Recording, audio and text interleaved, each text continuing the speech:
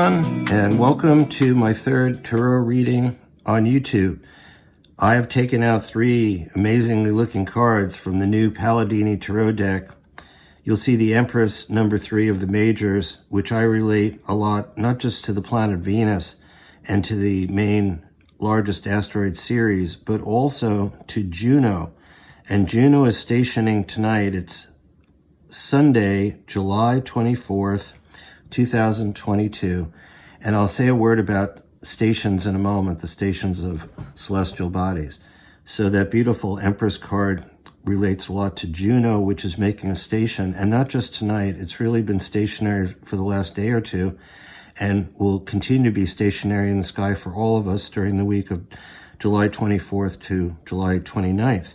You'll see the Emperor right next to the Empress card number 4, which is associated in the tarot with Aries. However, look at the cover. Look at the cover of the deck that David Palladini drew or created, and you'll see the Emperor is actually on the cover. And so in many ways, this reminds us of Juno and Jupiter, even though the Emperor card is Aries. I've put in the Wheel of Fortune card number 10 because the Wheel of Fortune is associated with Jupiter by many of the researchers. So you've got 3 cards here, and I will do a reading in a moment. And the reading is basically relating to the following idea. Juno and Jupiter were wife and husband, sister and brother, depending on how you look at Roman mythology. Their names were Hera and Zeus in Greek mythology. And Jupiter is about to make a station as well this Thursday at the Leo new moon, July 28th. So we've got these 2 archetypal energies, a goddess and a god. We've got Juno and Jupiter both stopping in the sky this week, both going into retrograde motion, Juno in Pisces and Jupiter in Aries. And by the way, they will actually come into a conjunction on January 22nd, and they will come together at 5 degrees of Aries at that point. And I actually am going to read for a moment before doing a little reading about this from Dane Rudhyar's an Astrological Mandala. When Juno and Jupiter are going to make their next conjunction together, which is a catalyst for all of us to coordinate the beautiful principles of peace and harmony coming from Juno, and the Jupiter principles, when working well, of providence and benevolence and the power of positive thinking, optimism, enthusiasm, ebullience, and so on, of Jupiter. The symbol is a triangle with wings. This is from Dane Rudhyar's an Astrological Mandala, coming up January 22nd. The keynote, the capacity for self-transcending.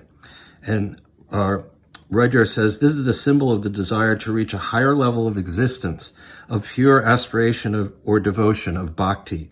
What has emerged in the first phase of the process of differentiation is becoming aware of the possibility of further upreachings. The principle of levitation is seen as one of the 2 essential factors in evolution. The emergent being glorifies and deifies it, but it is still only an ideal. At this stage, nevertheless, the whole being experiences a childlike longing for its eventual realization. And then Rudhyar says about this Aries of 5 degrees, a triangle with wings, a very unusual symbol. He says it represents a new dimension of being, is envisioned mobilizing creative endeavors.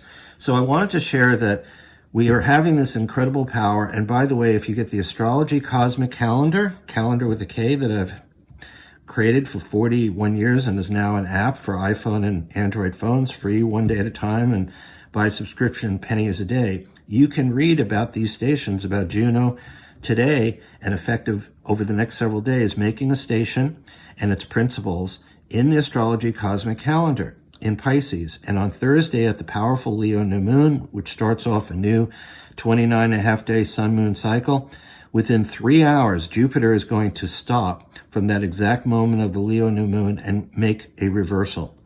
Okay, let's take those cards back, and I'm going to do a little reading here and not do a lot of interpreting, but just to give everybody some ideas about what to do in terms of harmony and peace, which is part of the higher qualities of Juno and the Empress, and also how to utilize and stay optimistic, positive, and realize that we have a lot of faith and trust in our guardian angels and our higher destiny here, which has a lot to do with Jupiter, as well as the Wheel of Fortune card. And we'll get into some of these archetypes another time. At any rate, so here's a little 3-card reading for all of us. And hopefully, I'm still new to doing everything on YouTube, so I'm just going to put 3 cards out and keep them reasonably straight. 7 of Swords. Oh, you can see where we're going after shuffling the deck. The Wheel of Fortune pops up again, so obviously something is going on here in the ethers. And the 4 of Rods. David Palladini, as I shared in the podcast number 1, created the Aquarian Tarot that I brought to Fintorn, so in Scotland. So if you listen to that 32-minute one, then you know where we're at now. So hopefully you can see all of these cards. And the 7 of Swords. Okay, so I'm just flying with this. Notice the crescent moon in the upper part of the red sky. As most of you know, if you've studied tarot, the swords have a lot to do with intellect. 7 is a spiritual number. I just mentioned the fact that really stations are not just on, even though in the astrology cosmic calendar we get information from the Jet Propulsion Laboratory, so we have very specific times for when planets appear to completely stop in the heavens and either go retrograde or forward. The reality is if you have an ephemeris, which shows every day where the planets are moving and the sun and moon, then you realize when we do have stationary planetary bodies, even though we have an exact time, there's a build-up before for a couple of days and several days after. So 7 is, of course, the 7 days of the week. We see 2 standing swords, and this person is obviously collecting swords. What that says is a person, or all of us, bringing together our ideas.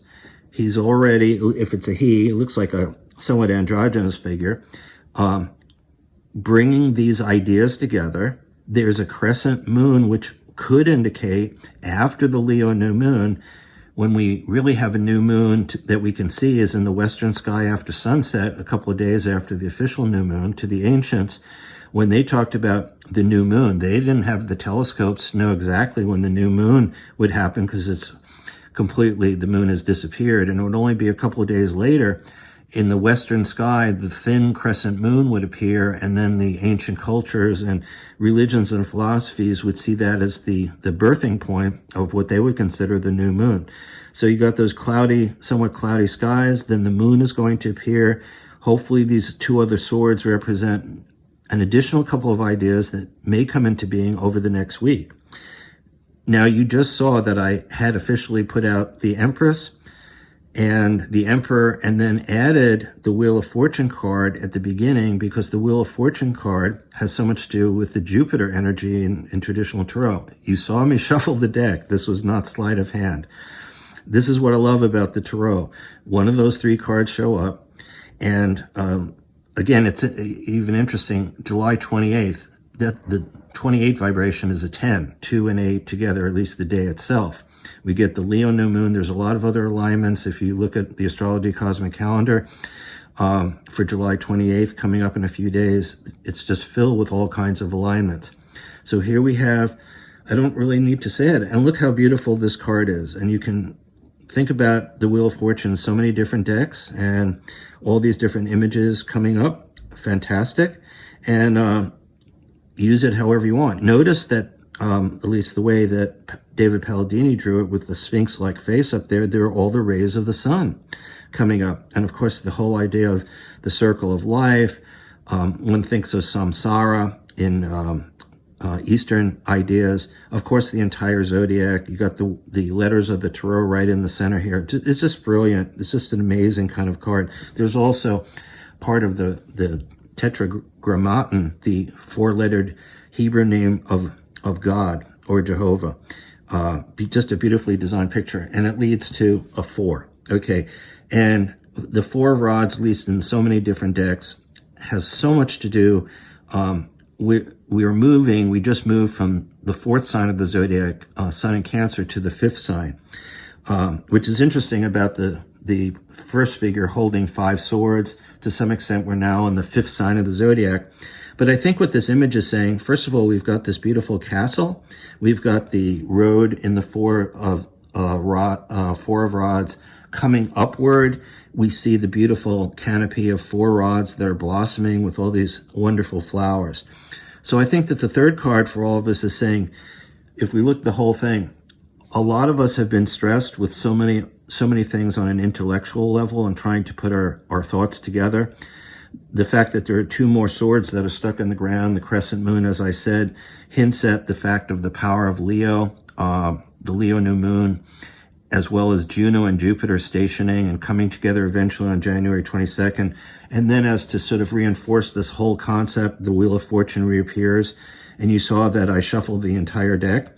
And now the 4 of Rods talks about family life, everything that relates to the Cancerian idea of home and family, but on a very joyful, exalted level. So many people in our country and around the world are dealing with rent increases, of problems of trying to buy a home or sell a home, what's going on in our families, taking care of children, particularly with all the health crises that are going all around. It just seems like we're all overwhelmed in so many different ways. There's a new war going on in Europe that many people are afraid could lead to a whole wider conflict. At any rate, thank you very much for tuning in. Please go and visit greatbearenterprises.com. That's Great Bear Enterprises with an S.com, where you'll see so many complimentary sections, as well as the fact that we're launching GPS Astrology, an online magazine, on August 11th at the upcoming full moon of Leo and Aquarius. And also, please pass the word to subscribe to this YouTube channel. And there's so many complimentary features back on our website at greatbearenterprises.com. So lots of love and blessings to everybody, and we'll see you the next time. Bye for now.